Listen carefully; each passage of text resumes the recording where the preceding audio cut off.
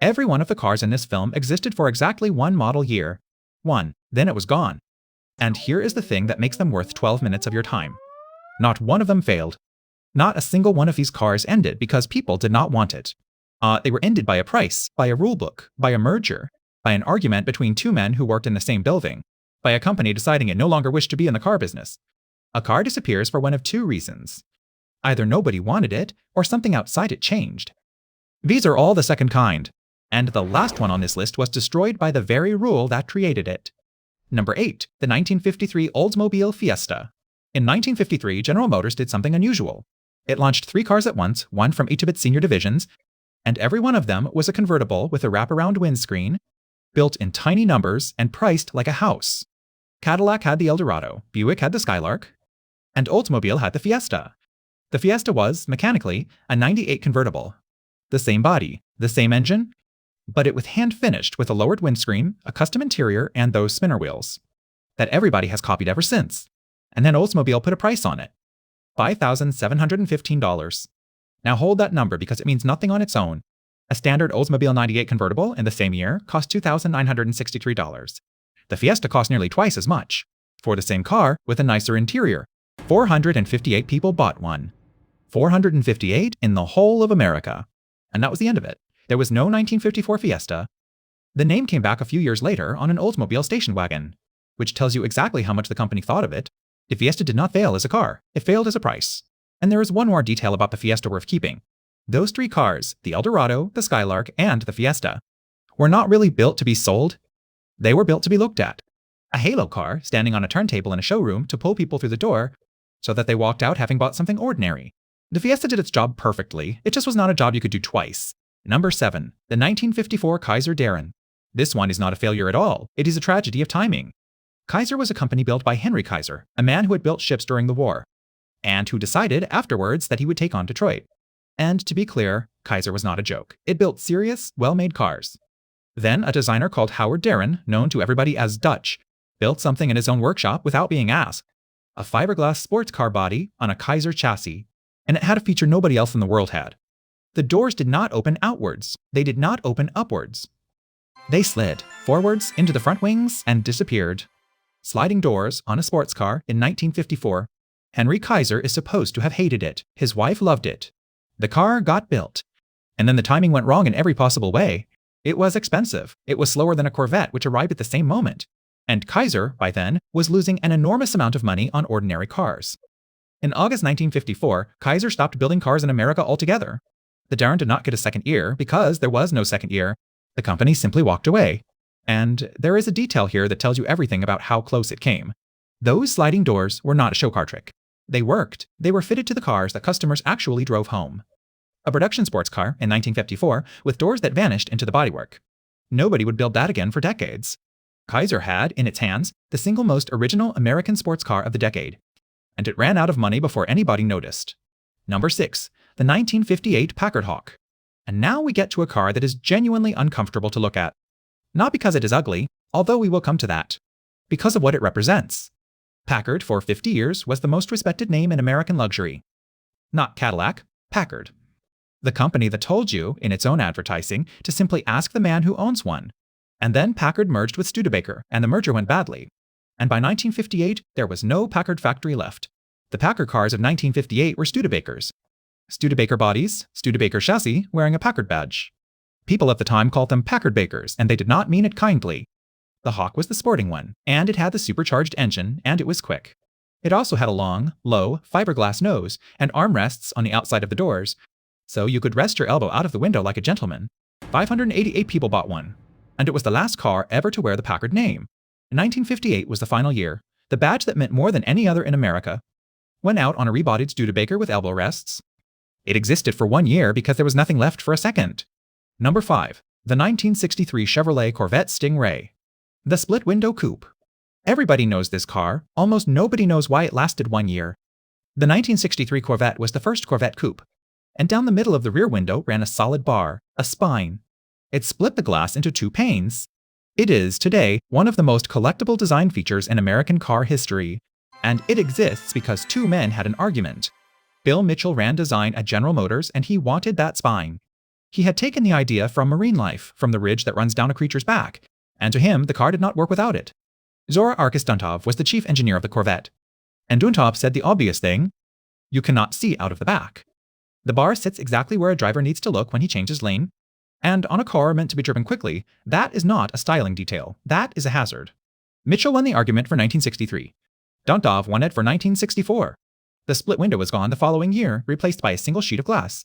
And owners at the time were so unbothered by the change that many of them had the bar cut out of their own cars to improve visibility. Think about that. People took a hacksaw to the single most valuable feature their car would ever have, because in 1964 it was simply annoying. And there is a small, brutal footnote to the split window story. For 1963, the coupe was new, and the split window was on every single one. You could not order a Corvette coupe without it. Which means every one of those cars carries a feature the chief engineer of the car had spent months arguing against. Today, a split window coupe is worth a large multiple of the car that replaced it. The engineer was right about the visibility. The stylist was right about everything else. Number 4. The 1964 Ford Fairlane Thunderbolt. And this is the point in the film where the cars stop being beautiful and start being instruments. In the early 1960s, American manufacturers discovered a loophole.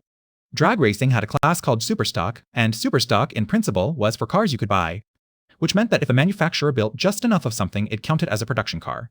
So Ford took a Fairlane, an ordinary mid-size family Fairlane, and it took the 427 cubic inch high-riser V8, an engine designed for the enormous Galaxy, and put it into an engine bay that was never meant to hold it, 2 4-barrel Holley carburetors, a bonnet with a hole cut in it because the engine did not fit underneath. And then Ford started removing things. The heater, the radial, the sound deadening, the window winders were replaced with plastic. The front bumper brackets were aluminium. Some cars had windows made of plexiglass. The battery went in the boot for weight distribution. 100 were built, 49 manual, 51 automatic. And it worked. The Thunderbolt won the 1964 NHRA Superstock Championship. Then the rules changed, as they always do, and there was no 1965 Thunderbolt. It was never really a car, it was a piece of equipment with number plates. Number 3. The 1969 Chevrolet Camaro ZL1. 69 were built, in the model year 1969. That is not a coincidence anybody planned, but it is a very good number. General Motors had a rule, and we have talked about it before on this channel. No engine larger than 400 cubic inches in an intermediate or compact car, which meant the Camaro was not allowed, a 427. So somebody found a door in the wall. It was called COPO, the Central Office Production Order. It was a paperwork system designed for fleet buyers. If a taxi company wanted 300 cars painted a particular shade of green, COPO is how that order went through. It was a back office. It was not supposed to build racing cars. And a Chevrolet dealer in Illinois worked out that if you filed the right form, nobody upstairs would ever look at it. So the ZL1 Camaro was ordered through the paperwork department. And what it got was extraordinary. An all-aluminium 427 cubic inch V8, aluminium heads, and, for the first time in a production Chevrolet, an aluminium block. The whole engine weighed about the same as a small block, around 500 pounds, and it made more than 500 horsepower. It came straight from Can-Am Racing, and it should never have been in a road car at all. And here is the number that ended it. The engine option alone cost $4,160. Not the car, the engine. That was more than the price of a standard Camaro. You were paying, in effect, for 2 cars and driving away with one. 69 were built. Most of them sat in showrooms unsold. Some dealers sent them back. It existed for 1 year because almost nobody on earth could justify the invoice. Number 2, the 1969 Dodge Charger Daytona. Now we arrive at the 2 cars this whole film has been walking towards.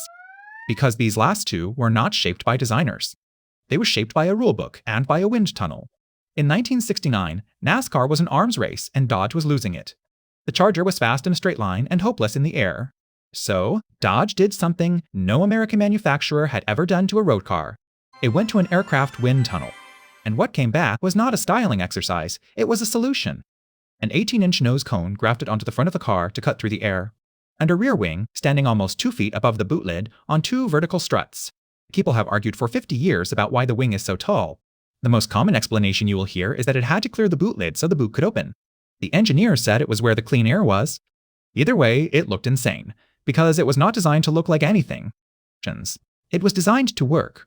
And it did. On the track, it was the first car to lap an oval at over 200 miles an hour. To go racing, Dodge had to sell some to the public. Around 500 were built. Dealers could not shift them. They sat on forecourts at a discount for months. Because in 1969, no ordinary human being wanted a car with a nose like an aeroplane, and a wing you could hang your washing on. There was no 1970 Daytona. But there was something else. Number 1. The 1970 Plymouth Superbird. Plymouth had watched the Daytona win and it wanted the same thing. So the Superbird was built, the same idea, the same nose, the same enormous wing, on the Plymouth Roadrunner. And then NASCAR changed the rules. Before, to homologate a car for racing, you had to build 500 of them. For 1970, NASCAR raised the requirement. Now you had to build one car for every 2 of your dealers in the United States. For Plymouth, that meant 1,920 cars. Not 500, nearly 2,000.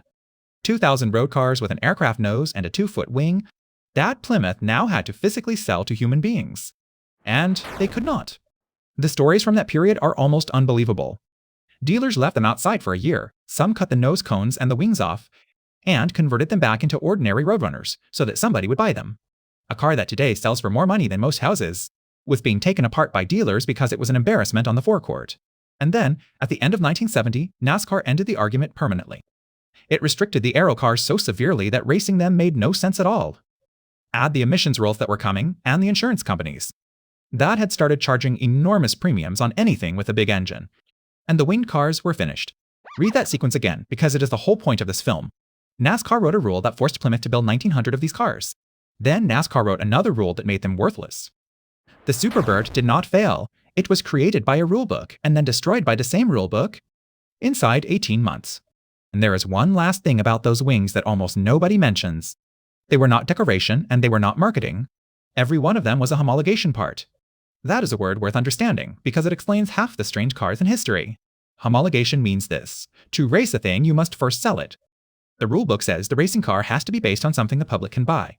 So the manufacturer builds the smallest number of road cars it can get away with, puts the racing parts on them, and pushes them out of the door at whatever price they will take. The road car is not the point. The road car is the receipt. And that is why these machines look the way they do. Nobody sat down and designed a car with a 2-foot wing for a customer. They designed it for a racetrack, and then the rulebook made them sell it to you. So look at what actually ended these 8 cars. A price that made no sense, a company leaving the industry, a brand that ran out of years, an argument between 2 men in a design studio, a racing class that changed its mind, an invoice bigger than the car, and a rulebook that first demanded a car and then forbade it. Not one of them was a bad car. Every single one of them was ended by something that had nothing to do with how it drove. And that is worth remembering the next time somebody tells you a car failed. Sometimes the car was fine. It was the world around it that moved,